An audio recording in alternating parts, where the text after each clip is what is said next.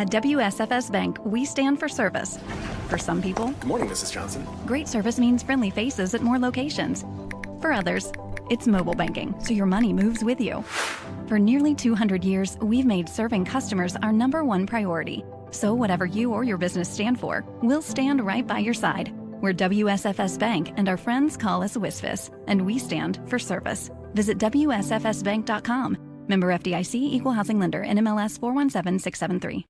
The kids, everything. Blog Talk Radio. They'll be walking out like, Mama, where you at? Where you going? Exactly. Where she go? Yo, Clint, let me tell y'all.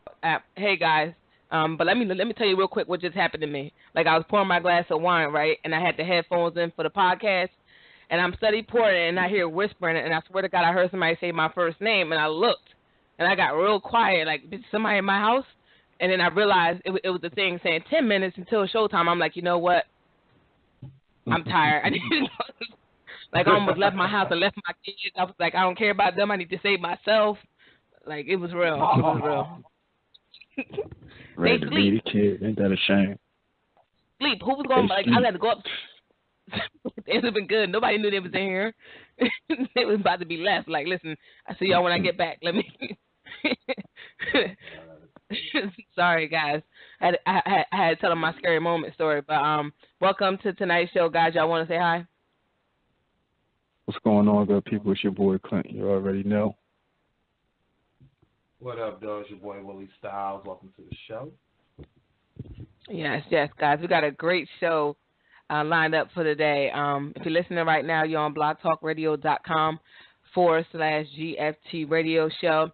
If you want to rock the merch, go to teespring.com/stores/GFT radio. You know, I forgot to make the shirt that with the hat that said "Make the Hood Great." I was looking for a red hat so I can make it. I want one. And I don't even wear hats, but I want one. I want a red hat. I think, like, I'm trying to find. Go ahead. But no, I was about to say, well, you know, what I thought about when I got my Commander Cheeto shirt was it would have been dope if it had the "Make the Hood Great Again" slogan on the back or something. That would have been real dope. Yeah, I was like, man, but I want a hat, man. I want that hat. I want a red hat that say "Make," like it's like, you know, "Make America Great," but like instead of America, it just say "Hood" in all black. Like, I want one like that. So I'm determined to figure out how. Teespring don't have. Not that I saw they don't have hats, so I got to find it somewhere else. Cause I want a hat. Lids. You can do custom hats on lids. On lids. Oh, well, me and Liz about to have a meeting. I'm getting one, and if I could get the GFT radio logo on there, that'd be dope as hell. I'm just saying, I want one.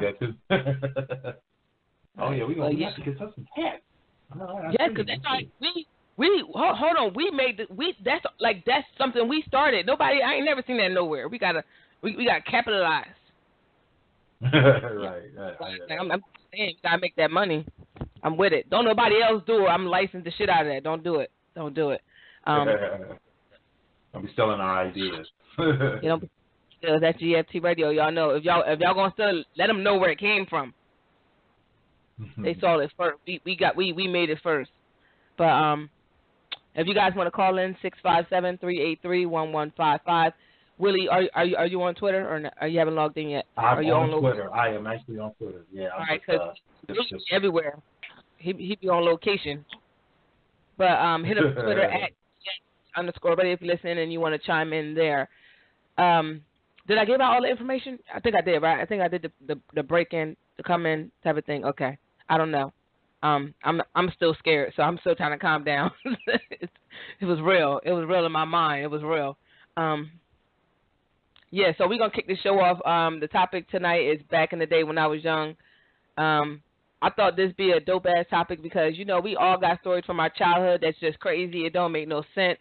The lies that our parents done told us, like just random stuff that we had to go through as kids that we had to deal with, whether it was family functions, sibling stuff, and all that. So we want to dive into, just start talking about our childhood. I know most of you people can relate to like what we went through, and if you did, or if you had some craziness going on in your house, let us know. Like, it's all fun and love. So, y'all ready for this topic? Oh yeah, I'm definitely ready for this. Let's dive in. So I want to talk about like I know everybody had house rules, so I want to see like what was y'all house rules for the house that your parents like set for y'all, and I want to see if we got similar rules. You go first, Willie. Well, the reason I called it house rules for that topic point was because that's all my dad he drilled that into us. It was like, and it was so funny because I didn't really, I won't say we didn't have rules, but when I was staying with my aunt when I was younger, it was kind of a free for all. It was like 15 kids living in one house. We had it was a 2-family flat. We were all cousins. So, we was wild. We was super wild. We jumped off roofs. We was, bouncing on mattresses. We was, stealing apples out of people's apple trees in their backyard. We was doing everything. So, my dad married my mom when I was like 8 or 9. And so first thing he would tell us is like, you gotta obey the house rules. And I'm like, what that mean? Like we didn't have house rules. We knew it was things we couldn't do, but it was like, unwritten law. So house rules came into play, and my dad was just on it. Like his number one thing was we always had to do these certain chores as soon as we got home. And of course, I would never remember, and my dad would be on my ass every time. So it was like I always remember house rules. So that's my thing with my kids now. So I always got to pass that down. Lord. Clint? Yeah, we definitely had house rules growing up, either when I was staying with my mom or when I was with my dad. There was certain things that were similar, certain things that were different. One of the things at my mom's house was, and at my dad's house, don't touch the thermostat. Leave that goddamn thermostat alone. Oh, hell yeah. Hell yeah. Like, you don't pay no bills. Yeah, you feel me? And that shit only go, it only go above, to a certain temperature. Don't go above it. If it go above it, it's going to be a problem. 65. Definitely going to be a problem. Yeah, 65 was. 65? Yep, 65. I remember that number. That number is instilled in me. 65, don't touch it. Yeah. Put some clothes on if you're cold. That thing good. Damn. That thing get to 70, it was a problem. Yes. Yeah, that thing get to 70, it was a problem. Yeah, and, one of the other main things was if you used it, you wash it. Oh, no. Yeah. So, yeah. So, now, I mean that. No, we had, my mom had like me and my sister and I was the dishwashers of the house. It was not, if you used it, it don't care. I can come home from school to a full thing of dishes, and I had to wash every last one of them. What? Oh, man, that's tragic. We was girls. We had even at my grandma's house. No, I kind of had that situation because I was the oldest, and I had to take care of my little sister because we was latchkey kids. So it was like we would come home, and I had certain chores to do. So when my sister got old enough to do chores, that was another house rule of my dad's. He was like, if you can go to school, you can do some chores. So when she was 6, she was doing chores.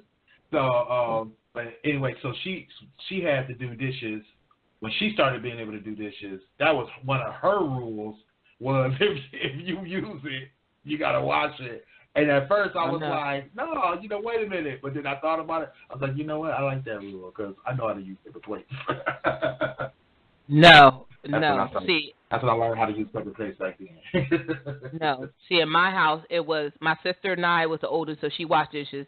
And once I believe I got to middle school, I was busting suds. And then I was mad because at that point I had learned from my grandma, so I had learned how my mom learned how to wash dishes.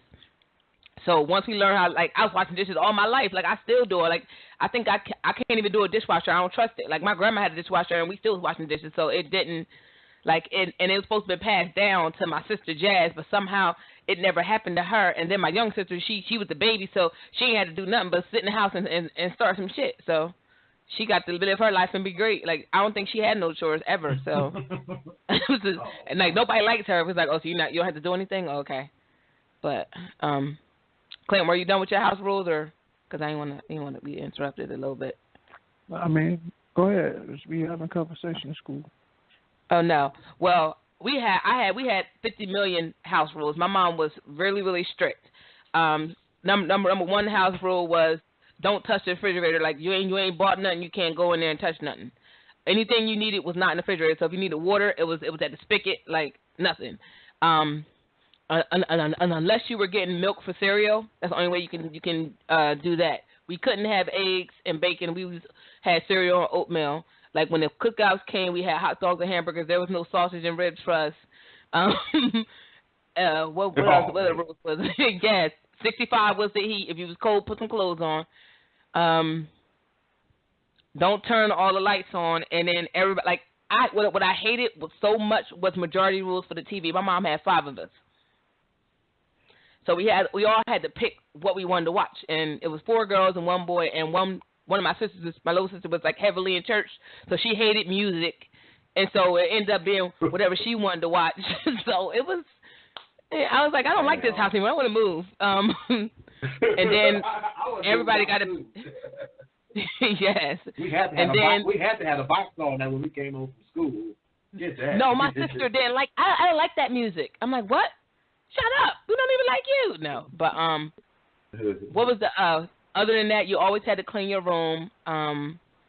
Like I had to take care of my dog, but I didn't care because I loved my dog. I'm trying to think of one rule that I know I didn't like. Oh yeah. So kids nowadays don't know nothing about this. Whatever most of y'all kids, unless you got parents like me, whatever I cook, you eat or you don't eat. So you either gonna eat what I cook or you're not about to eat for the night. Like it was no, I don't want this, I want such and such. It was no, whatever was cooked, you had to eat it. So, and if you didn't eat it, that sound personal to her. You was going to bed hungry. So. Oh wow. Well, see, my parents' rule. My parents' rule is like if you don't want to eat it, then you cook for yourself. So I learned how to cook for myself because I was like I didn't like nothing that they was making because I didn't eat pork and they ate pork. So it was like I had to learn how to cook quick. But you know, my kids they kind of had the same thing because I was kind of the same way. Like if you don't like it, you don't have to eat it. So I was the same kind of way. Especially with my older kids, they'll be like. No, when we were younger, we had to eat it. So, like, you'll be downstairs forever. Like, I remember to this day my sister or me being downstairs because, like, I didn't like white rice and I didn't like pork chops. My mom used to make pork chops with the with the gravy, and I hated gravy. So I'll be sitting down there and it's like, I'm like everybody, but like dinner be at 6. By 9 o'clock, I'm still downstairs trying not to eat my food and hoping that my mom go to sleep so I can go give it to the dog outside because I didn't want it. Like I was like, and it'd be cold, and then you can't heat it up because you should have ate it when she first cooked it. Like, and then my mom made the worst oatmeal. I love her, but she can cook some food, but oatmeal was not one of them. And I used to go to the school breakfast program like, Mom, I'm eating breakfast at school because I don't want this. But on the weekend, you couldn't go nowhere. You just had to eat oatmeal that was half cooked. I don't know how she messed up oatmeal, but she did. Oh wow, that's crazy. Now, luckily, I grew up around a bunch of chefs. But that was the other thing too. It's like they both my parents knew how to cook. I mean, extremely well.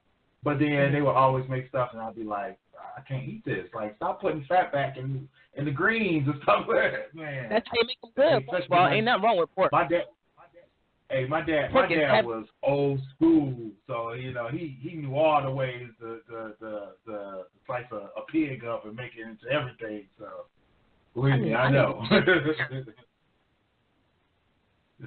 used to live over with y'all. Shit. I mean, my mom could cook. That's one thing. She knew how to cook, but oatmeal just certain things wasn't her. She should have let go and let God. Like that's why I was glad that I had eventually learned how to cook. No, I'm serious. Like I used to be like, oh man. And then when I got older, I said, "Mom, your oatmeal was horrible." I couldn't tell her as a kid because I didn't want to get slapped up. But you know, we just had to suck it up and eat it.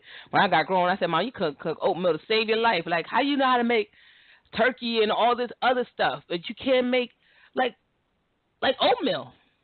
How? Like the basics. Yeah. Like she got all the complex stuff down, but she came back to basics. Yeah, could make some pig feet and chitlins and all this other stuff, but you can't make. And I hated the smell. I hated when she cooked chitlins. It made my soul cry. I was like, "Ew, man, that's disgusting." But you could, but you over here messing up oatmeal. Like all you got to do is keep stirring. No, you can't do that. Okay. Rest in peace, Mama. I love you. I know this is our month to be cooking, but you could never make no oatmeal. Bless your little heart. Yeah. She couldn't. So what about the lies your parents told you to keep you in line? Like, you know, the stuff that they told you, like if you do this, you're gonna get this gonna happen. I didn't really get that too much. That's the one thing. Like they ain't never lied to you. If they lied to me, it's probably about something. That'd be about something real serious, and it probably was none of my business. You feel well, me? not like that. Like no, stuff, like you know. Go ahead. No, that's what I'm saying. That's what I'm saying. Telling you. No, I mean they didn't. My dad was a straight shooter, so my mom a straight shooter. She ain't got time to, you know what I mean, beat around the bush. If it was something they didn't want me to know, you feel me? You stay in the kid's place and mind your damn business. Oh, you yes, feel me? That's how it was. So it really wasn't. It really just wasn't, you know, telling me a lie to, you know what I mean, this, that, and the third. You know, like I was early on. It was never no, you know, like everybody celebrated Christmas, did all the holidays, but they made it clear, you know what I mean, ain't no damn Santa, no damn elves, you know. Like, you feel me? They ain't, you know what I mean, ain't none of that shit. You know what I mean? They kept it 100.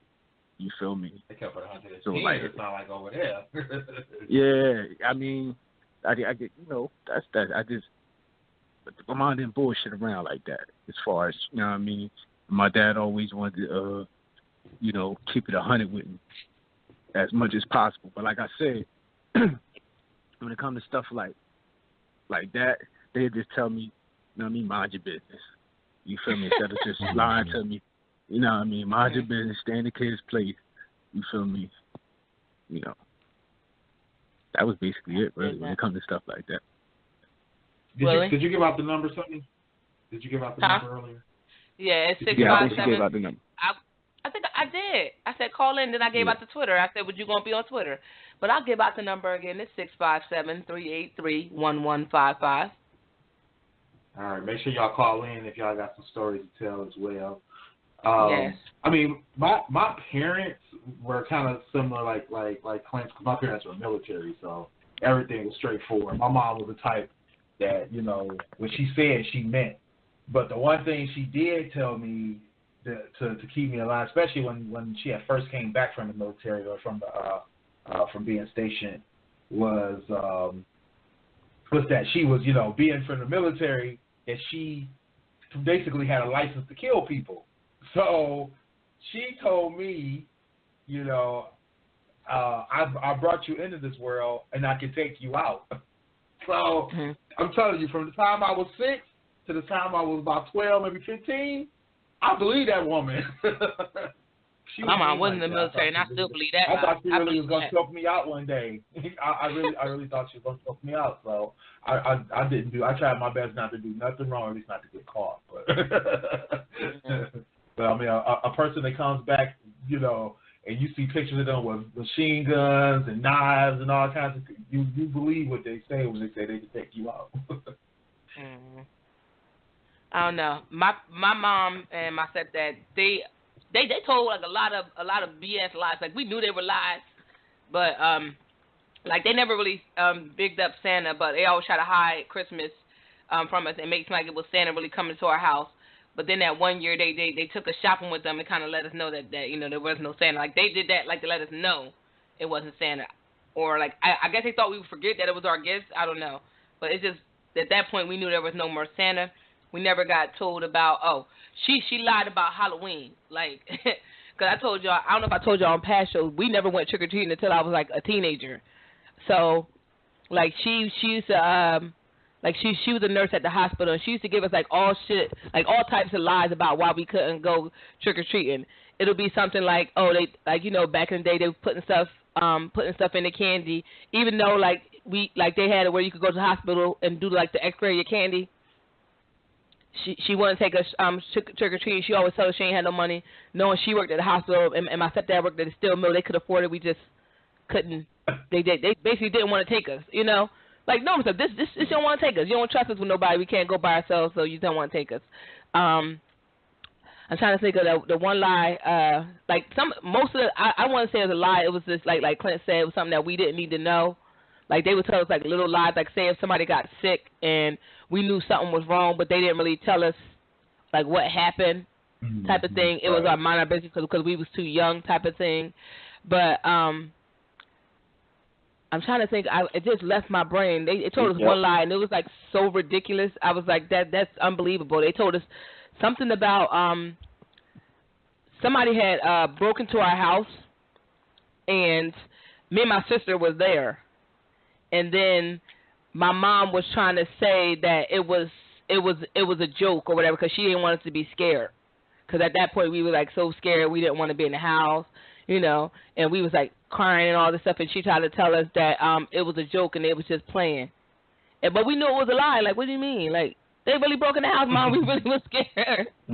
But she tried. I guess she tried. That was her way of trying to make sure that we was gonna be okay and we weren't gonna be scared. But we was still scared. Like we knew It kicked in the window, Mom. Yeah, I want to go back to when you said about the sick part. Now I was double-edged sword with my pop. Yeah. First of all, happy birthday, Pop. Today's his birthday.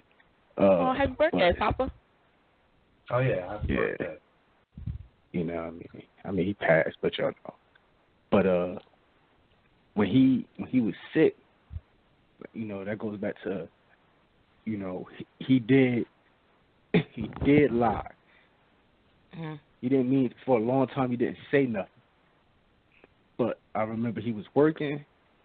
He was working at some spot, and he had to stop working there because he couldn't do the job no more. He just physically, his lungs just wouldn't allow him to do the job. And I remember vividly him telling me he hurt his back. Mm. Mind you, I was probably like 9. Yeah, I was probably like 9 or 10. And then I remember, I was at my mom's house, and she was on the phone with him, and they were arguing. Mm-hmm. You feel me? And he said, whatever he said something about being a man. And I could tell he said that because my mom's response was, well, if you such a man, why won't you tell your son you really sick? Aww. You know what I mean? But like she didn't know I was there, like in the vicinity. Mm-hmm. But they were just going back and forth. Yeah, they were just going back and forth, and that's how I knew. You know what I mean? And she was like, tell him. You ain't need to tell your only son, because at the time I was my dad's only son. Your only son, that you sick, you really sick. You feel me? What type of man is that? You feel me? And then she walked across the hallway, and I was just standing there staring at her. Mm-hmm. And I that's when I knew, like, all right, I guess they was keeping that from me.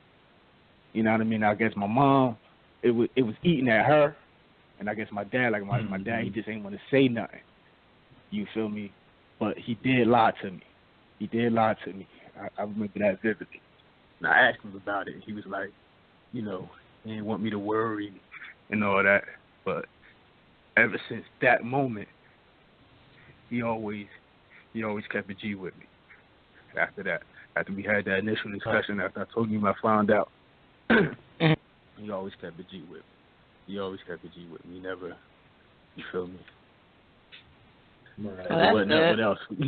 Yeah, I mean, that was the one thing, oddly enough, that between my parents, my aunts and uncles, anyone else that took care of us, that we never had shielded from us. I mean, we knew when people were sick. We knew when people had, terminal illnesses, other kind of issues. My cousin shot and killed when I was 7, I think it was, or 6. I think it was 6. And, you know, at the time, I think I had only experienced one other death, but of course that person was older. And so, you know, to hear that somebody that was like, you know, a teenager was like, that was kind of devastating to me, but I didn't really, I kind of understood it and didn't understand, you know, like how could that happen? And, you know, but they still told me, you know, they still told us, you know, being that young, and, you know, they just wanted to level with us, like, you know, they didn't want us in there thinking, oh, somebody, you know, I forgot how people would say, like, you know, they would get told, like, oh, yeah, grandma and grandpa, they went to go visit somebody, or, you know, just deflecting, you know, that kind of stuff. And, you know, it's like my family, they never really shied away from that kind of stuff. They always, you know, kept it straight, you know, and then we was a praying family, so, you know, it was always like prayer circles, prayer bands, all that kind of stuff. So, you know, they, and the way my aunt and my great aunt were kind of leaders in the church, so it was like people would come over our house and they would do all the prayers and all that kind of stuff. So you heard everything, because people, you know, they did kind of, you know, prayer circles. So it was like you would hear everybody's problems, everybody's issues. It was like everything, you know what I'm saying? So, you know, and then I was on an altar staff, so it was just like, you know, basically you just kind of, you know, a part of everything. So that was the thing, you know. So I never had none of that kind of stuff shielded from me, you know. I mean, I think sometimes, you know, parents want to protect their kids, you know. So I wouldn't think any less of your dad for what he was trying to do. You know, he's probably brought up the same way, that, you know, you protect the young from the hardship of life. You know what I mean? And, you know, he probably didn't want you to feel that young. And I guess that was the difference between him and my mom, right there. Because like you know, I guess that's the difference when you come from, like, it's a broken home, but like I said, my pop is still there. But, you know, when you come from a broken home, so half the time you with one, half the time with the other, you get different experiences. Now, one thing that was different between my mom and my dad was with my mom when it happened, and I was probably like 3. My grandfather was murdered. Her father was murdered. So, you know, she had a different perspective. You feel me? So, I mean, it was a different level of pain, and she couldn't shield that from me. You feel me? Because, like I said, she was young when she had me. So when my grandfather got murdered, she was still young. She was like 20. You feel me? So, you know, like, I actually watched her grow up, so to speak, while I'm growing. So, and when I'm with her, so, like, me and her had a different type of connection when it came to that, because she couldn't hide that pain from me. You know what I mean? So I couldn't help but see her when she alone crying by herself. You know what I mean? Or her actions. So I understood. So she understood that I understood that growing up. So when it's stuff like that, you know, she always kept it 100 with me. Now with my younger brothers and siblings on her side, I noticed as she got older, she not necessarily like that with them. Like she more shield them from things. Because I guess she's seen how, because in certain ways, in certain aspects, it's really, you do have to let a child be a child. Everything ain't for a child's eyes. You feel me? Everything ain't for a child's eyes. Child shouldn't experience everything.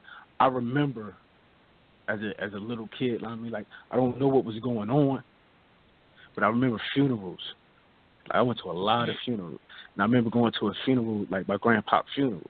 I remember that. I don't know who was who or what was what, but I just remember the commotion, the crying, and all of that. You know what I mean? So, you know, maybe I shouldn't have been there. You know what I mean? So I think when she got older, my brothers and sisters, she kind of, you know, pulled the reins back a little bit, shielded them. Because I even tell them sometimes, like, y'all don't understand, you feel me, how protected y'all are, how, you know what I mean, y'all really haven't seen the world in a certain way. You know what I mean? Y'all have been shielded. Like you know what I mean? That's the perfect word Willie used. Y'all have been shielded a little bit, you know. Cause, it's weird raising my daughter like that, because, you know, I want to shield her, but at the same time, I need everything her to is know age what's appropriate. what. Yeah, but everything is age like, appropriate because you have to like I could see now looking back from when that happened, when that person broke into our house and that stuff happened. I can see why my mom said what she said to us because she wanted us not to be scared to be in our own house because you know that had never happened before, and shortly after that we got an alarm system. So I understand that her wanting to protect us, and even like you said, I've been to funerals, and when I was young, and I never knew. Like I had aunts pass away that I didn't know why they passed away. I know one aunt, I don't know what happened with her, but I know one aunt. I remember I was pregnant with my daughter, and being there and being an adult and understanding what happened.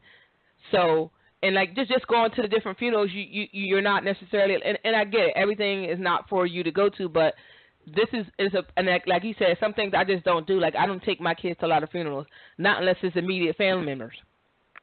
Like I won't take I think the last funeral my kids went to was my my grandma because that was their great grandma, you know. But other than that, like I don't take them. I've been to funerals, several funerals after the fact, but I've never taken them because I feel like it's something that they don't need to be at. Because especially when my daughter, she's older, so it's easy, it's different for her. But I wouldn't like for me. I don't want to take my son to those types of things because you know eventually you got to explain, and then he gets to the age where he might understand something is wrong. Like even at my mom's funeral, I kind of didn't want to take him, but I had to. That's his grandma, you know. Yeah. I know with my daughter, I noticed, like, I walked that fine line, you know, and I did that for my dad. 'Cause like I said, before my dad didn't tell me, but then after he told me, you know, he was like, he was beyond brutally honest from there forward. You feel me? Like, he would tell me, like he died at 42, but he didn't expect to live past 35. So to speak. So he would, you know what I mean? It's like he was prepping me for it. You know what I mean? Now with my daughter, I noticed I kept like, I'll be honest with her. She know I'm sick or, you know what I mean? So like coughing, she comes, she'll run in. If she in the other room, she'll pat me on my back. You know, we walked to the store earlier. You know, she heard me cough. And it could be a regular cough. She'll stop. Because now she worried, yeah. Yeah. And it like she just want me to be okay. She always asks, Daddy, you okay? Daddy, you okay? You know what I mean? I'm like, yeah, baby, I'm fine. I'm fine. So it's like, all right. Like, I don't want her to worry, but at the same time, I got to be honest with her. You feel me? And, you know, that's one thing I do cherish. I do appreciate from my childhood that, you know, sometimes it went overboard with the honesty, but me, you know, I was able to deal with it. You feel me? So now with my daughter, I try to walk that fine line. Like, all right, this is what you need to know, but you don't need to know everything. Yeah. You feel me? Even my daughter being 16 is something I don't tell her. Yeah. I mean, Yeah. she old enough to comprehend stuff, but I just feel like some stuff she just should be a kid. Right.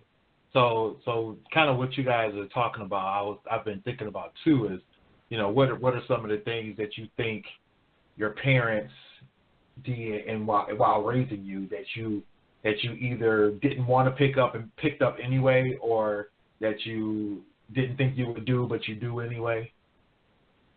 I definitely got one. Affection. My mom was you knew that she loved you. You know, she'd tell you that verbally. She'll show you that in her actions. But the hugs and stuff. Maybe when I was a little kid, yeah. But as I got older, you know, you get older, it feel like, you know, maybe you two, like my mom wasn't as affectionate. You know, she didn't hug and all that stuff. And so I know for me, I'm like that too. Like I don't deal with even with the overly emotional. My mom was good, okay with people being emotional. She just didn't do like the hugging and stuff. I'm not like that either. Like my kids go, like my son hugs me all the time because that's what he does. He's 5, he don't care. My daughter, she's like that too. She's like, get off me. It's like a reciprocated behavior that you didn't want, but you're doing it. So, and now my daughter is doing it too. She's like, get off me. No, hug what you want. Because it's always what you want. It's like, no, I just want to hug you. And so I like now I catch myself walking up to her and try to hug her. She's like, get off me. I'm like, I just want to hug you and tell you I love you. She's like, get out of here.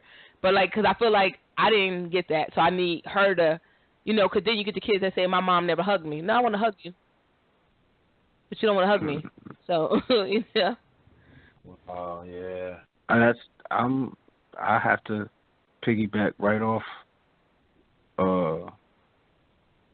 Sonny. Like I was shown affection, like my dad, my mom, they showed me affection, but it wasn't no, you know what I mean. I see my mom and dad fist fight, so like, what? You know what I mean? Yeah. Damn. Like, you know what I mean? That's that life in that Wilson household. Right. My mom ain't no Wilson. She tell you that. No, I mean, there was love. You can tell they loved it. It's like they was better apart. Mm-hmm. They became best friends when they separated. Yeah. You feel me? And then I remember when them was trying to get back together, I was like, no. I wasn't with it. So, like, nah. Yeah. Like y'all trying to do it, they'll apart. that shit go. But, like I was just saying, the part I do, you know what I mean, that I like about me, but then, like, it'll get you in trouble, and it'll rub people the wrong way. Like, I could be real brutally honest and, like, have no remorse. I can agree to that. I can. Nah, I mean, I would 1,000% certify, stamp that, and approve that message. Go right ahead. Nah, man. Yeah, like sometimes, sometimes you got. I know. I mean, I know. It, though. I appreciate it as he is. It hurt my soul sometimes. I do it. I don't say okay shit. I want somebody to tell me the truth, and Clint, we'll do it. Yeah, I do, and I do it with everybody. You feel me? I even do it with my mom. I even did it with my dad. You feel me? And I could tell, like sometimes, it's just off. It don't be mean spirited at all, but you have to have wisdom. You have to have what's the word I'm looking for? It's like it's a nuance to it that one gotta have. I can't think of the word right now, but sometimes it just happened, and then after I say it, I'd be like, damn, I shouldn't have said it like that. I do that sometimes. Or I could have said this the same exact thing, but I could have said it a better way. You feel me? Like, but I got that from them. You know what I mean? I got that from them.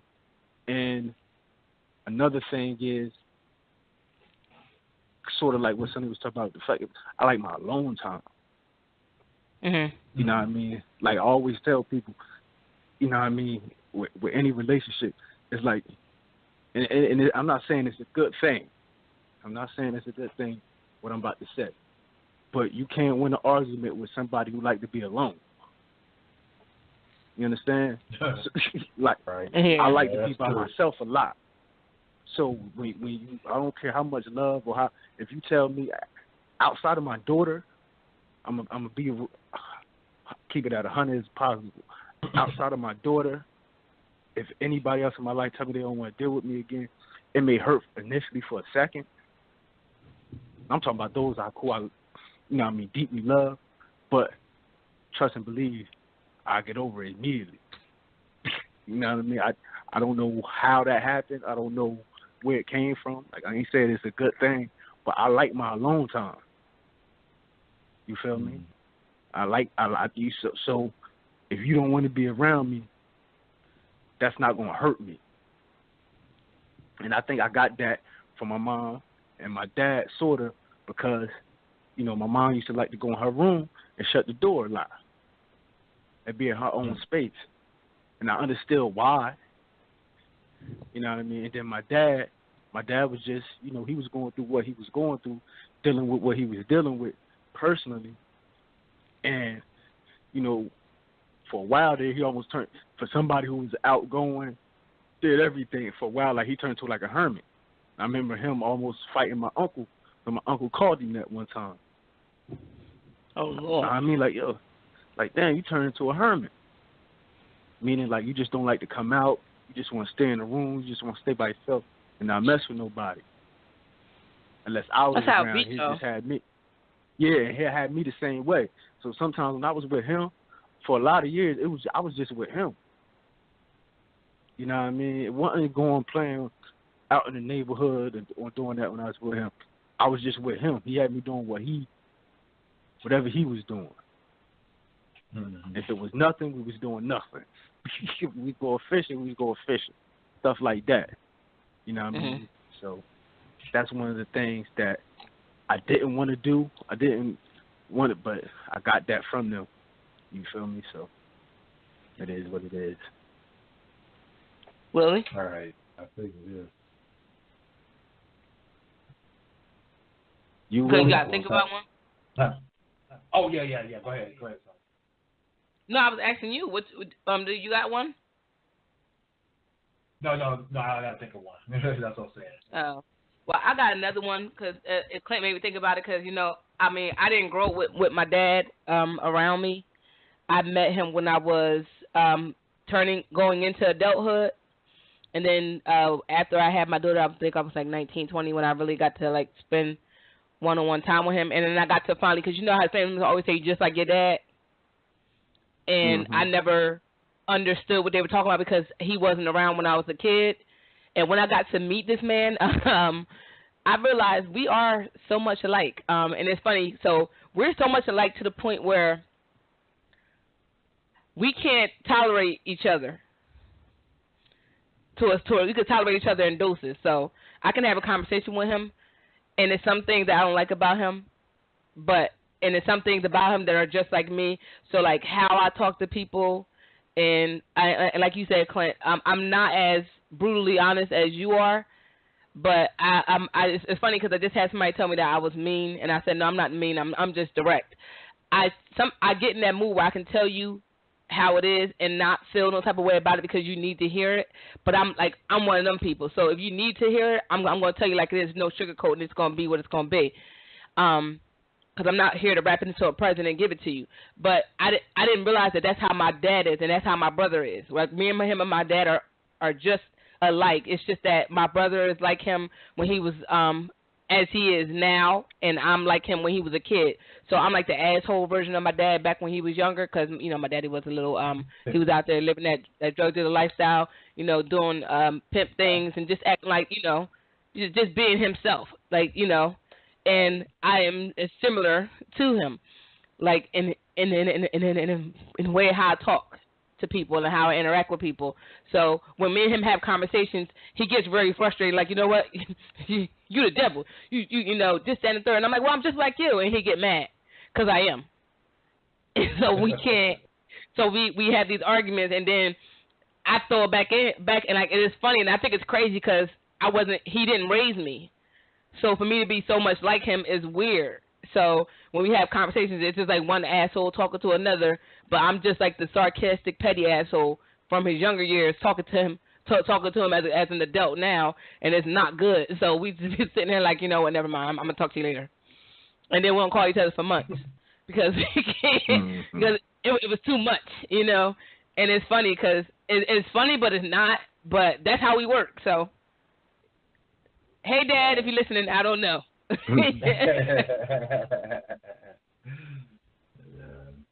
Yeah. I mean, I think for me, most of the stuff was always like, it was always little things that I would say I didn't want to pick up, or I didn't want to be like. I mean, I think I'm just like my mom, but I think some of the more what would you say, quirkier things that she did that I thought was just like annoying to me as a kid, but then I started to understand why she was doing them later on. So, you know, it kind of just worked out, you know. So I think I picked up a lot of things from my parents, that I do. So I still really can't think of something that I would say I didn't want to do that I did pick up. I mean, because my dad was the type. I think one thing I did kind of pick up from my dad, he was the type that in his discipline, he liked to talk like a lot, like a whole lot. Like he would literally like this. sit me down. You know what? He would sit me down for like hours. Like it would literally be like 90 minutes, hour or 2 hours. I even remember one time getting a lecture for like 3 hours straight, and it was painful. and my dad, like I said, he was old school. You know, I mean, he was old school because he was from the old school for real. Like he was when he was born. There wasn't even TVs. Cars weren't even a popular thing to have. So yeah, I think he was super old school. You know, so his thing was, you know, either he gonna beat you to death or he gonna talk you to death. So you couldn't really pick, you know, it was one or the other. But you know, his thing like, was just beat me and get it over with. Exactly. That's how. I mean, I got to that point. Like, can I just get a whooping? Like, just put it on me so I can be done with this. And you know, he realized that used to irk the hell out of me. So I never got that bad with it, but I do that to my kids now, especially my daughter, because my youngest daughter. My youngest daughter and my second oldest daughter, both of them, it's like if I just put my voice a certain way, you know, not mean, just calm. That's like too calm, that creepy calm, and just get real focused on them. They crumble. They just fall to pieces. They can't handle it. They already know they're in trouble.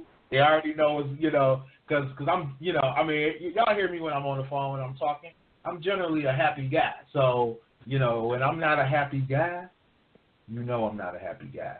So that's enough for them. They definitely not. They definitely don't like that. So yeah, I think that's kind of something I picked up from him. Because believe me, he was the same way. Like when you talk to him, because everybody called him Little Bruh, because he was just always happy, always chilling, you know, everybody knew they could get, you know, they needed something to do something, he was willing to do it.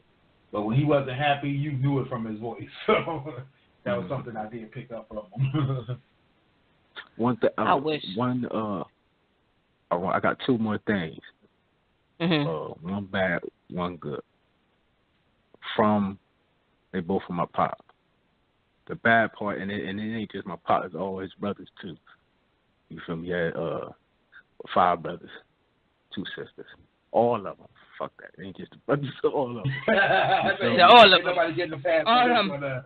Yeah. All the mother brothers. They get lit.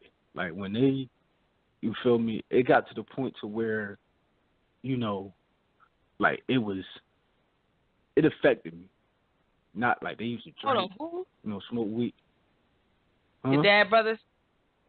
My dad, his brothers, sister, all of them, like they used to drink, and then what they would do is, you know, when they drink, and it's, you know, there's a bunch of them, then they got their friends there sometimes.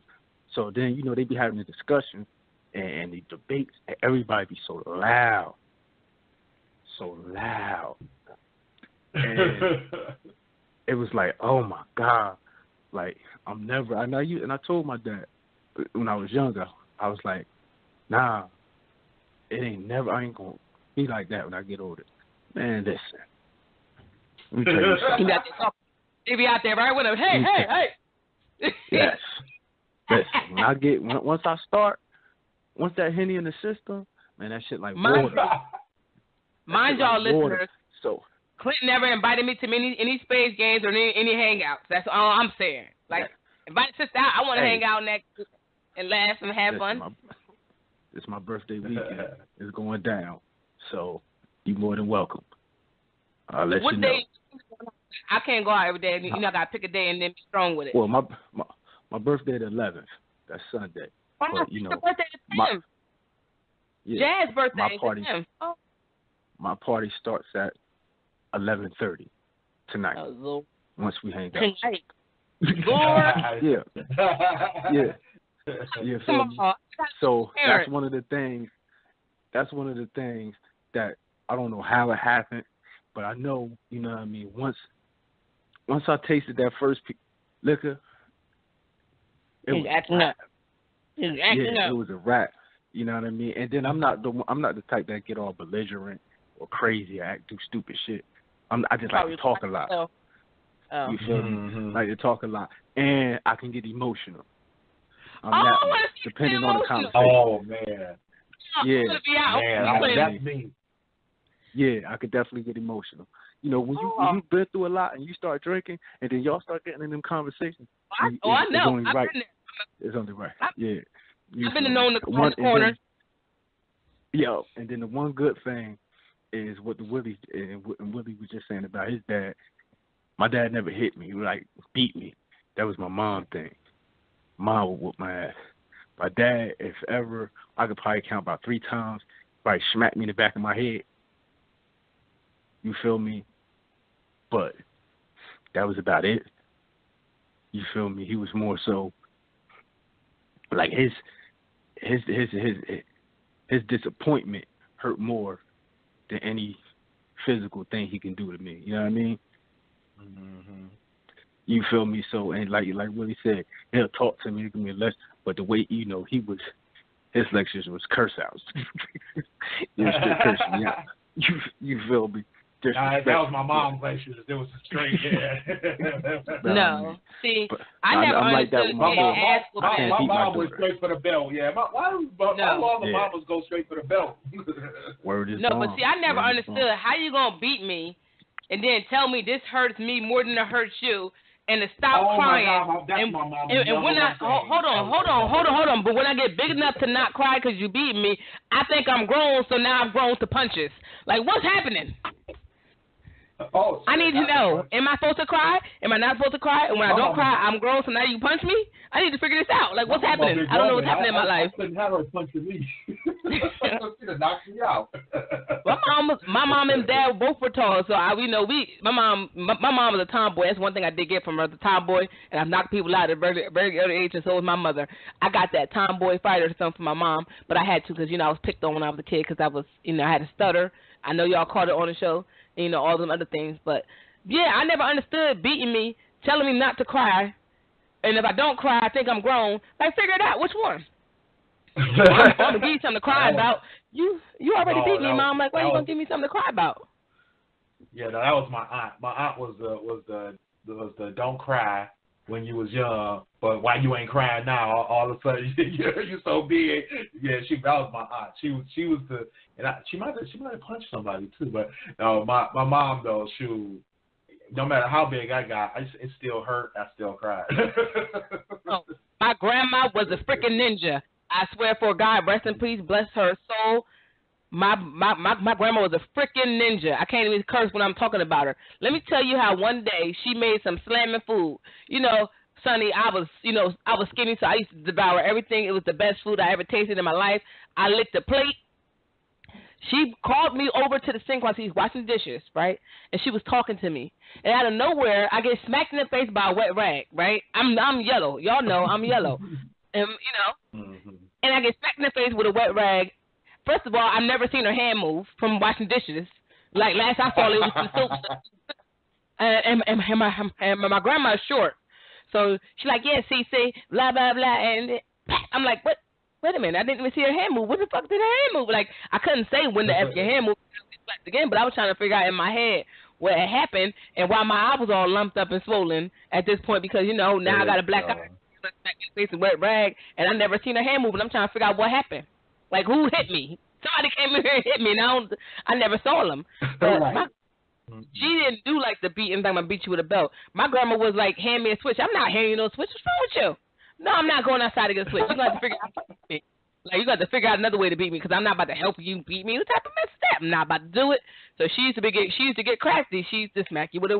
Like that one day, that's the first time one day she did hit me. She actually hit me. She backhanded me. Like, she did that southern, like, actually, I think my grandma from New York, she did that New York. Like, it was like a New York / southern smack because she backhanded the hell out of me.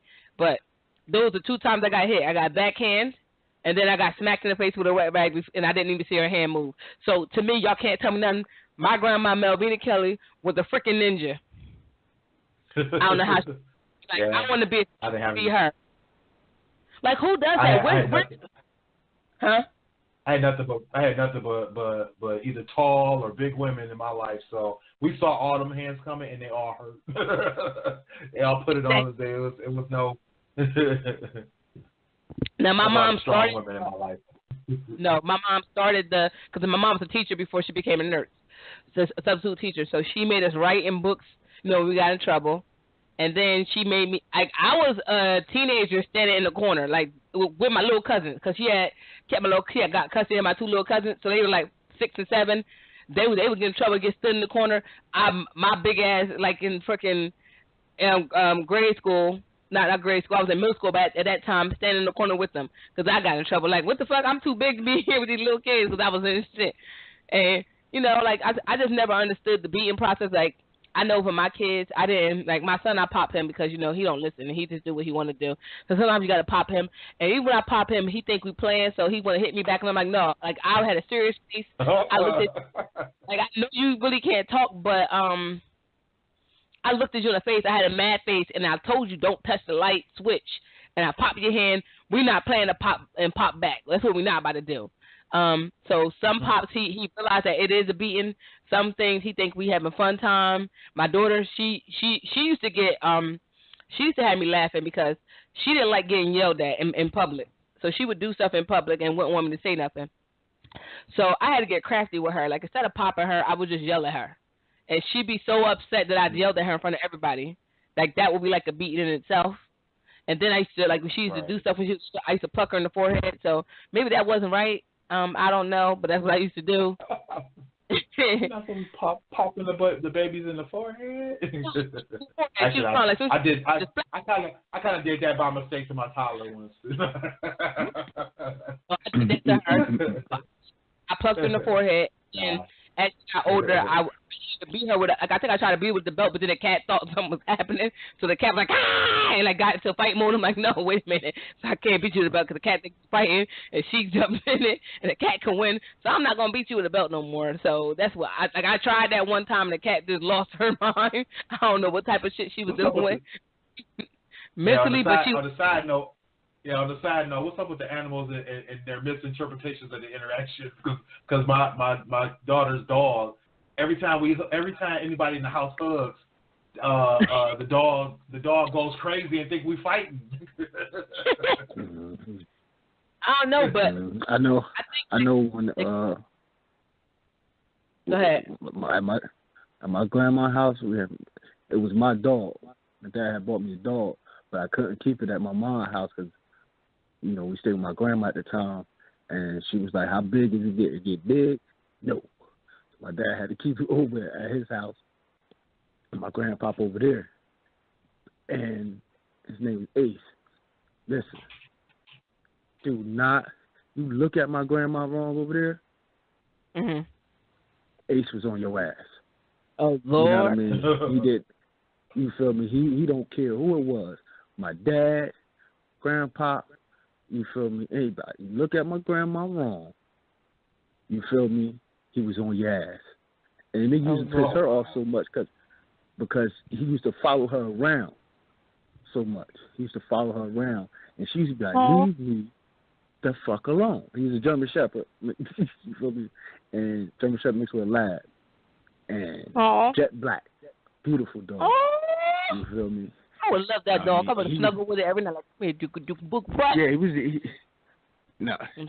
wasn't like that with everybody, but he would have loved me. When it came to my grandma, he defended me too. Like he would, you know what I mean? Because I was always up under my grandma as well. So he, you know what I mean? But it was nothing compared to how my grandma. Like it's like, man, listen, he was on your ass. That's how my dog was when I had. Then my mom, like I had my dog baby. She was a Rottweiler. I loved her. She was the sunshine of my day. She ain't like nobody in the house but me. And I remember that one time I got in trouble. My mom tried to beat me. That dog would not let her come in my room. She was trying, and she was. Next day I went to school. I came home. My dog was not there no more. She was at the shelter. I said, "Why would you do that?" I cried my eyes out. Like, "Why would you do that?" All because she didn't let you beat me? Like, no, you weren't supposed to beat me then. That's all it was. You weren't supposed to beat me that day. She was not having it. She was not letting you in that room. You tried, and it didn't succeed. Like, let it go. Let go and let God. It was just, Signs. I got a Yeah. question for y'all. I got a question for y'all. It's kind of like similar to the question Willie asked. What advice growing up, either from a parent or a family member, that you got, that you hold near and dear to your heart to this day? I'm talking about as a youth, not as an adult. My dad. From a teenager on down. I know my mom. My dad. Go ahead, Sam. Mine is brief. My mom was like, make sure you have your priorities in order. When you grow up, make sure your priorities are in order. And I've been that way ever since. My bills are always paid. Make sure I got to do what I'm supposed to do because I was taught. My mom taught us that's how we're supposed to be. Yeah, that's definitely essential. Yeah, my biggest thing was my dad always told me that how do you put it? He would always say always take care of the little things because the big things will take care of themselves. And he used to say it a lot. And at first I didn't understand what it meant. And then, as I got older, I realized that there was like so much truth in it, because, sometimes you get so worried about all the big things that the little things that get by you start realizing they pile up and then they become big things. So, he taught me that, you gotta let some of the big things take care of themselves. Like you go ahead and focus on the little things, get those knocked out. And then that way you don't get bigger problems later. So, you can keep yourself out of a lot of trouble that way. Dope. That's dope. That's dope. Both of them is dope. Mine's is I got a couple, man. I got a couple that I hold near and dear. For real. This was kind of my grandma, God bless her, Dad's mom, Jeanette. She told me, she always told me, she taught me how to cook. She used to have me out there in the garden working with her. And she always told me, she said, make sure you learn how to take care of yourself. Never depend on the woman to take care of you. Amen. You feel me? And amen. Because her exact words was, these heifers nowadays don't even know how to take care of a man anyway. Oh, damn. So you make sure, So she trained me up that way. My great-grandma, Rachel Hall, she told me, God bless her, she told me two things real quick that she said that touched me deeply when she said it. Because one time I was like, oh, man, I can't wait till tomorrow. Man, I can't wait till next week. She said, stop rushing death. Be patient. You feel shit. Me? You don't know what next week holds. Yeah, stop rushing death. Embrace the moment. Live in the moment. And she also told me another one was because this was a couple years before she passed. This is when I was really going through. My dad had just passed. I was going through a lot of stuff. I was struggling everywhere in life. And she said, stop worrying. That's simple. She's like, stop worrying. I was like, Graham, how did you? She was like 80-something at the time. She died when she was 92. I was like, Graham, how you live so long? Like, what did you? She's like, stop worrying. Stop worrying about every little thing. Only take care of. And it's like, same advice, Willie, take care of what you can take care of. You know what I mean? All that other stuff that's out of your hand. Exactly. You feel me? Like, you can't control that. Yeah, you can't control that. Worry about what you can take care of. Put your best foot forward. And that's that. You know what I mean? And my dad, you feel me, he used to always tell me, be a leader, never a follower. You know what I mean? He stressed that to me. You know what I mean? And then, there's nuances in that. Being a leader ain't just giving orders or telling people what to do or just trying to be the first to do something. You know what I mean? That's not being a leader. You feel me? Being a leader is first thinking for yourself. You know what I mean? Learning how to think and thinking for yourself and helping others to become leaders. not followers. You feel me? That's the mark of a true leader, to make others leaders, not followers. You know what I mean? Leaders raise other leaders, so to speak. That's how I'm trying to raise my daughter. That's how he raised me. Yeah. He was a leader. So he raised me to lead. I'm going to raise my daughter. I tell my brothers the same thing. Lead, never follow. Yeah. I think if I instill, I know my daughter. It's funny because I talked about how my mom taught us to, you know, make sure our parties was in order. I told my daughter, before you go to college, I want to show you how to, you know, get ready to prepare, like, you know, with your financials thing. You know, like, you know how I tell people when you get paid, you want to make sure that you want to plan out how you're going to be paying your bills, and, you know, what bills are priorities and stuff like that.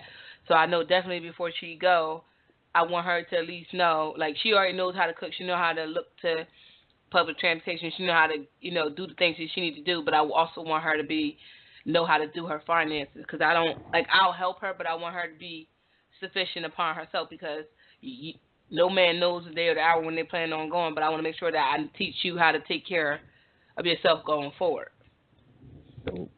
Oh. That's what my mom taught me. So I need you to know that. You know, that's one thing that's one thing that I kind of feel. What's the word I want to use? I feel like I not that I failed with my kids on it, but I feel like I'm kind of disappointed that I couldn't give them the fact that my parents, like I said, you know, I took care of my little sister when I was younger because we were latchkey kids, right? The other thing about that was we were what do you call them kids when they take care of themselves? Free range or oh man, I don't know if that's the right word, but it's something like that, like free range or something like that. We basically, like, when we needed to go do something, we did it. We took care of ourselves. That's why, I mean, I had to cook for myself. I had to take care of my little sister, and I'm talking not when I was a teenager. I'm talking when I was a kid. I was 8, she was 6, and from then all the way up, you know, through to when we was teenagers, it was me and her. We took care of each other. And we took care of things around the house, things like that. We would go to the store, we'd go grocery shopping, stuff like that, because my parents both worked. They both, you know, my mom was working and going to school back then. And, you know, so they did the best they could with what they had at the time. And, you know, we took care of everything else. So the thing is that I learned, but, you know, it kind of lends to what you said earlier too, Clint, was that, you know, sometimes you got to let a kid be a kid. They did give us our kid time, but there were some things where I grew up fast on, you know. I like when we needed to go, not needed, but when we wanted to go to the library, we wanted to go to the museum, we wanted to go to whatever, like we got on that bus together and we went and did that, you know. Put my kids on the bus right now, probably not gonna happen. My kids will probably get lost. You know, they can barely tell you how to get home when they ride in the car. You know. But Willie, you know, it's like, yeah. But Willie, it's so funny because I have my coworker. She got 2 daughters, and she'll like, Shrita, my kids at the college, they need to catch the bus home. What bus they catch is what? And I laugh because she like said, I know your daughter. My daughter can tell. My daughter knows what time the bus comes. She knows this stuff, and my daughter's 16. So for her children to be plus 20 plus, and have to call her, and for her to call me to how to get them on the bus, I'm like, Lisa, you got to show them. Like, you had to, like, and that's why I said, like, I want her, like, even though we both had the Uber app on our phone, she can call the Uber and then they'll charge it to my account and everything. Like, my daughter had the bank account. I went to the bank and set up her own bank account so she know how to, like, you know, like, these are things, and, like, again, it's not for everybody, but, like I tell my sisters and everything, I live in the thought of I can't stay with nobody else. That's my mindset. I can't stay with you people. I like to be like I said. I like to go in my house and do what I want to do. I can't stay with nobody. Like if we're together, we stay together. So like mindset is if I ever for whatever reason get an eviction notice, I'm not staying with you motherfuckers. I go to a hotel before I go stay with anybody because I don't want to get dependent on living with you. And then I got to deal with your nonsense. I did that for years, so my early 20s, and early matter of fact, before I got to 20 and early 20s, I was living with people and paying their bills only for them to put me out. So I'm never going back to that. So once I got out on my own, I've never looked back, and my mindset has always been, I'm not staying with nobody. So in order for me not to stay with nobody, I got to pay my bills. I got to do this, that, and the third, because I don't want to stay with you people. And then I tell, like, I'm, like, watching people I know that live with people and finally get on their own and see what it is. It's like right? Mm-hmm. Right? This is Right. like you. Like once you go to your own, you can't go back. Like I'm not living with you, and I gotta follow rules and shit. But I'm 35. I ain't follow what rules? I'm 35. Right.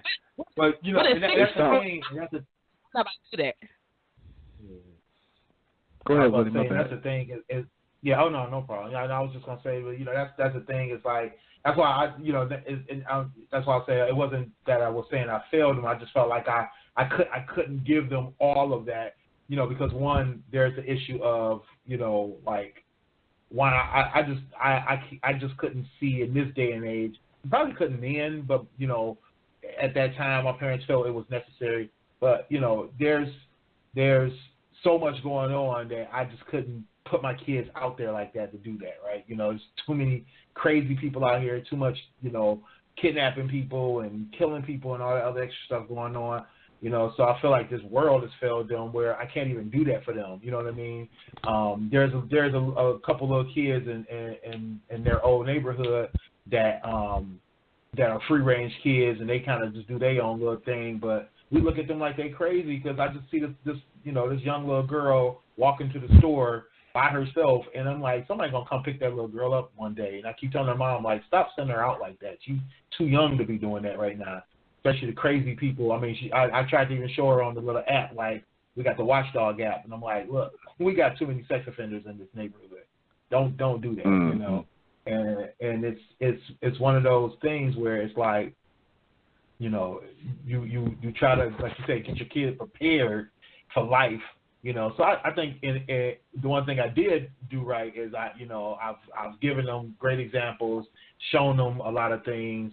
Especially with my older kids, my younger kids, you know, they kind of just got it by proxy anyway, just because with them, I was around so much to the point where everything I did, they was there. and that's one thing I picked up from my dad. If he did that with me and my little sister, it was like when he did retire, it was on and popping. My dad was like, everywhere I go, y'all going. Everything I do, y'all going to see me do it, you know. And, I mean, he didn't tell us, but he did it. It was just the way he did it, you know. And I think he kind of looked at it like it was his chance to kind of make up for the time when we had to do it on our own. And he was able to just, you know, start doing a lot of things with us and for us. And, you know, so I kind of picked that up with my younger kids. My older kids, they kind of had a different little structure between their grandfather and me in the way we did things, but it was still preparation, right? You know, like you said, you know, I mean, my middle daughter, she probably could catch a bus, but my older three kids, they probably could catch a bus to save their lives.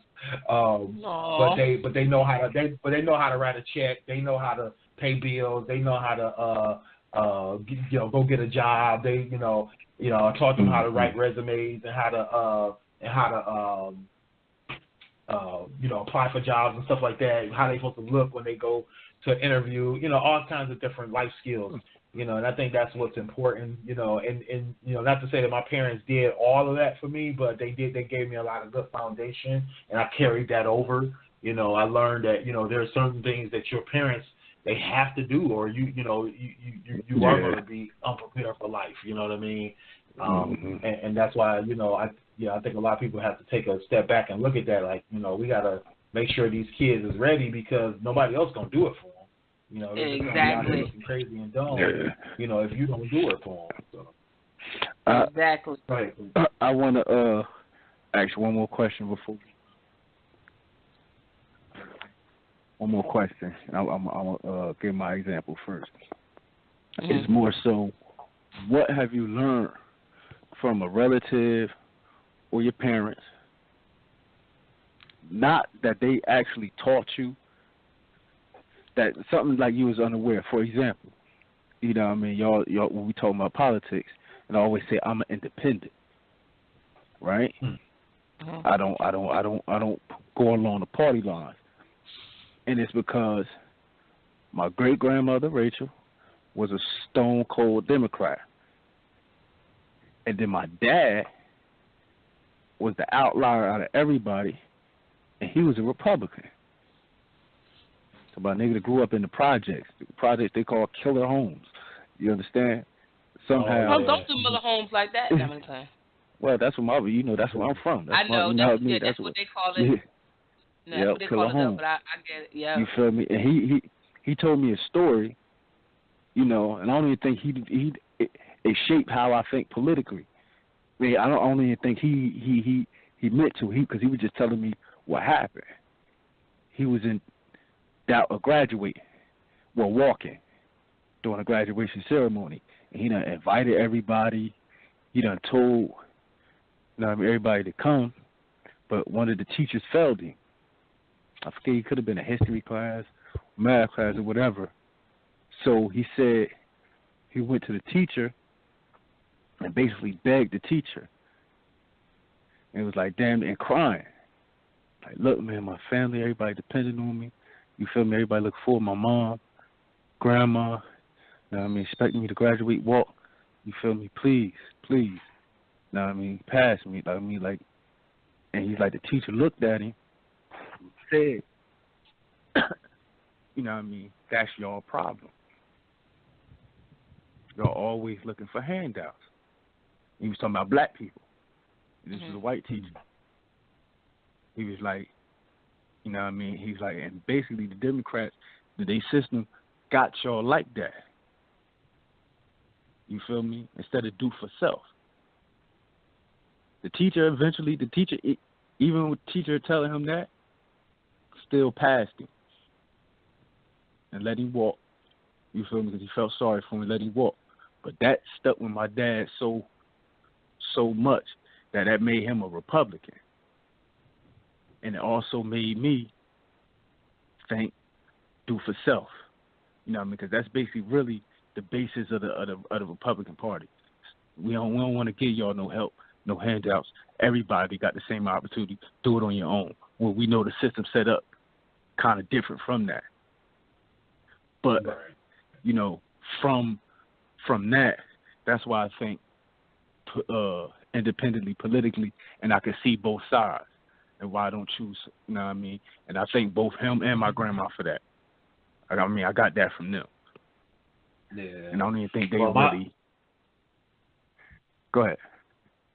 Oh no, I'm sorry. I was just gonna say, my situation was with religion, and so like I was saying earlier, is that my aunt and my great aunt, they were heavy into the church and everything. Matter of fact, I don't know if I mentioned, my great aunt was actually the pastor. My aunt was just one of the church leaders.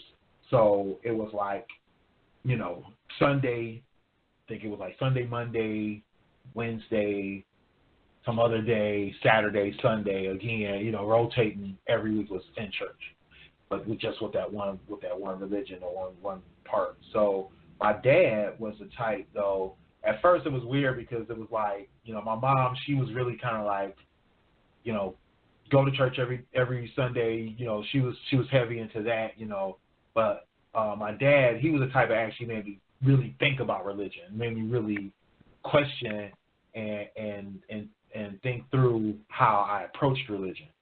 And he wasn't really, I would say, a truly religious person, but he had enough forethought to realize that everything that a person tells you sometimes isn't always either straight up what you need or in the best interest of you, right?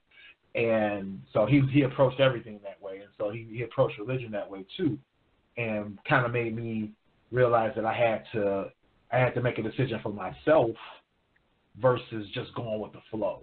So kind of the same situation like you had, Clint, where it's like, you get into everybody else is doing this, so I'm gonna do it too.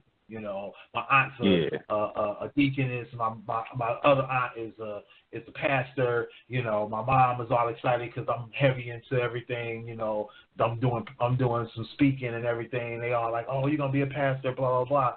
And it's like, okay, no, think for yourself, figure out what you really want to do. And so, you know, he made me realize I needed to kind of get out and like explore everything, you know. So I literally went through and learned about other religions, learned about other types of worship and things of that nature, and gave me a different outlook, you know what I mean, on life in general, you know. You know, I think it made me realize, you know, what I really believed or what I really wanted to believe versus what somebody told me to believe. You know what I'm saying? Mm-hmm. And yeah. you know, and my kids, I've been kind of not grooming them, but I would say preparing them for that same thing. Even though they're both are kind of in the ministry already, but you know, I've already told them, like, look, you know, when you get old enough, I want you to take a step back and I want you to take a look at something else and realize there's other truths out there and there's other things and information out there. Because one thing I didn't realize until I did that was, you know, how much, you know, Muslims knew about Jesus that we don't get in the Christian church. You know what I mean? Mm-hmm. How much philosophy and what's the word? The way the structure of the religions are so similar, and it's because of the way they're either interconnected or just being copycats, right? So a lot of that I didn't realize until I went out and did the research on myself and explored, went to meetings or to services and things like that. So it was a lot that I found out, you know, because my dad was like, look, you just don't take everything that somebody gives you. It could be poison. You just gonna take anything, you know? Go think for yourself. Okay. Dope. Yeah. Dope. I'll take B though. Yeah, my uncle, my uncle, he gave me that jewel, that same jewel one day. Came with this, he had there a couple years of jail. Came home, you know, and everything wasn't what it was. I remember he was about in tears, telling me he was dealing with drug addiction or whatever. He was like, nephew, Junior, what he called me. It's like, listen, make sure you don't ever take nobody's word or about something without doing your own research. Don't let nobody just tell you something. Don't just believe in something because somebody told you. Make sure you do your research. You find out for yourself. He made me promise you. I'll never forget that. He promised me. Like, you hear me? He was in tears. Not about in tears. He was in tears. Because whatever he was going through, I guess whatever he believed, it came crashing down on him. You know what I mean? That wit plus the drug addiction, it was just too much for him to bear. You know what I mean? And it broke him. He relapsed not too long after that. Yeah, he's been sober for about almost 20 years now. But I remember that vividly. What else? A valuable lesson. Yeah, y'all got me really reminiscing about some. I said, y'all got me reminiscing about a lot of stuff. That's what the purpose of the show was, though, to reminisce about like our childhood and stuff. That's what it was. That's actually what it was for, because you know, like we all grew up a little bit different, but kind of the same to a certain extent. And it's always good to take a trip to like know where you came from and realize the lessons that you learned to get where you are currently. I think a lot of people lose that because they so focused on the future they forget, and like the past is in the past, but at the same time some stuff you just don't want to you need to hold on to. Right. And I think that like the good, the bad, the ugly, we need to hold on to it. So I like these. I like going down memory lane. It always makes me laugh because like even when we go, I know the last conversation I had with a couple of friends, we were talking about childhood cartoons we grew up on. We would name all this stuff, and then like when you think about that, it's like nostalgic almost because you can remember the first time you saw certain shows, like yo, and then you singing the theme song, you getting all excited like how you were when you were a kid, like that shit is Like I can't listen to Tailspin without getting excited. As soon as I hear, oh yeah, I'm like, bitch ass, Tailspin. Like I can remember being in the living room with my sisters and brothers jamming off a Tailspin because that beat and that that was reggae to us. That was before I got really introduced to reggae. Like that was Tailspin. Like come on, like those type of things and make you who you are. Like all that childhood stuff. So it was always good to take a trip down memory lane. Like we definitely got to do a show about cartoons when we was growing up because I swear to God, we can have that conversation. That conversation is real. At least to me it is. Like I love those conversations because like I know all the shows. I'll probably tell you the theme songs and all that. Like I'm all in. But we got to get ready to wrap this show. We got like 5 minutes, so I ain't even gonna start. Y'all know how I can start and not stop, so I ain't even gonna start myself. So let us give out your information before the ladies start telling us that it's 90 seconds. You might as well go on. Guess what? Right. Guess what? What? That bitch ass lady can wait till it's 90 seconds. No, but you know what? I do want to ask before we go. How? I wanted since we're talking about back in the day. One piece of advice that you can give your younger self. Mine's duck. So what?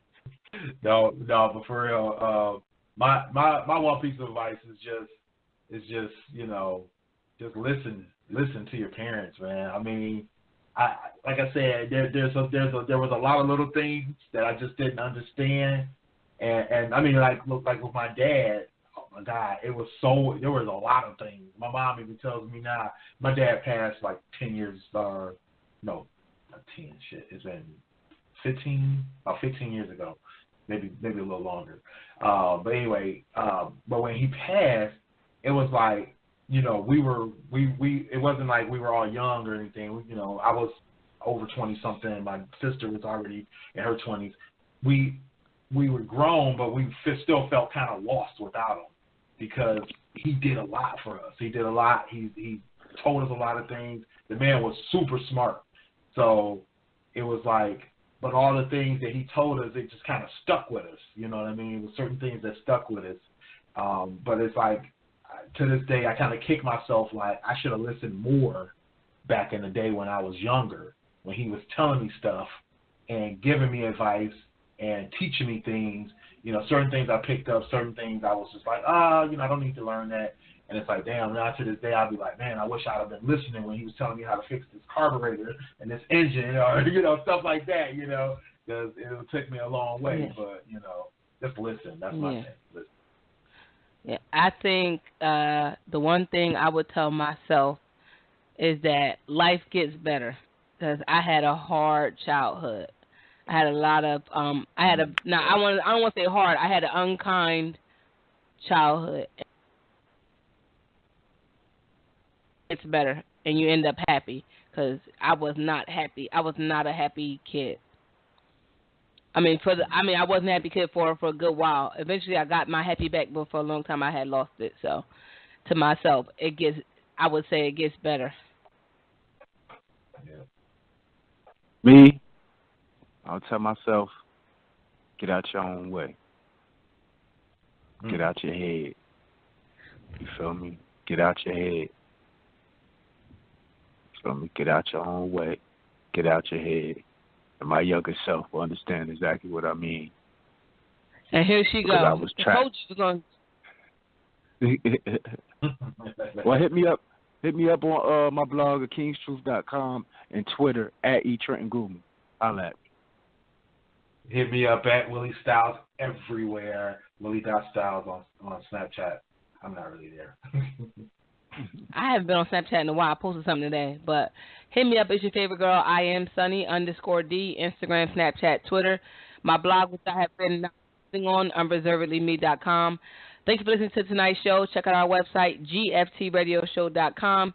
for all our links and stuff, SoundCloud, iTunes, Google Play Music, Blog Talk Radio, and YouTube. Good night, guys.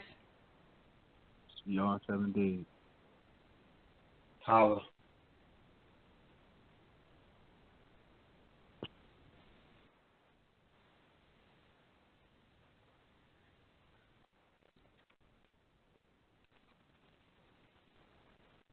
I'm NBC 10 First Alert meteorologist Glenn Hurricane Schwartz. Winter's around the corner, and I can tell you what it's going to bring, from snow totals